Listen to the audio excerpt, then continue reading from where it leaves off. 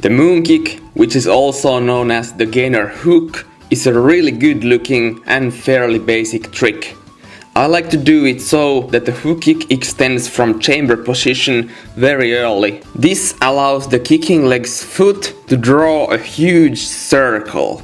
I guess the circle is why it's called the moon kick. For the moon kick, you need to have a hook kick, a pretty good hook kick, and preferably a step over hook kick, because you know, jumping and kicking simultaneously.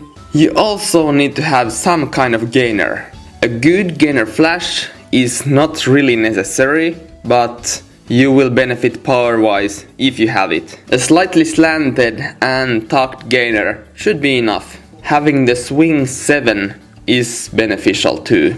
When you are doing a moon kick, you don't need to kick the swinging leg in a straight line, like when you do a gainer flash, for example. You can kick the leg more towards the side. This will help you with opening up the hook kick in the right direction, because your hips are opened up in the angle that supports the hook kick mechanics. When you are first starting to learn the moon kick, you can use two different methods.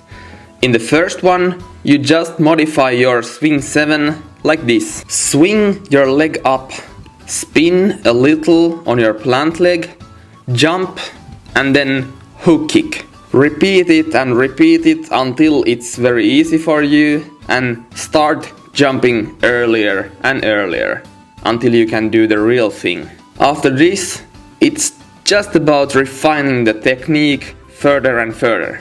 But this, I mean drilling it with your mind into it.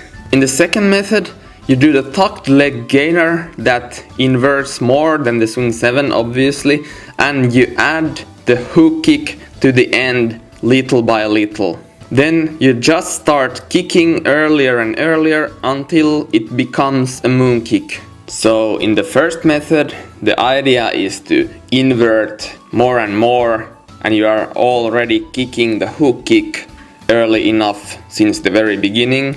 And on the second method, you just learn to hook kick earlier and earlier. And then some general tips for the moon kick would be to drill your step over hook kicks and regular hook kicks a lot. If you do this, you will have a far better chance of getting a good kick out during the gainer. Second tip would be to really focus on turning enough, but not too much in the beginning. The flipping portion should feel like a gainer side flip mixture. The kick should feel like a very wide range hook kick. If it doesn't feel awesome to you, you are probably not doing it well enough. Or alternatively, you are just too good tricker.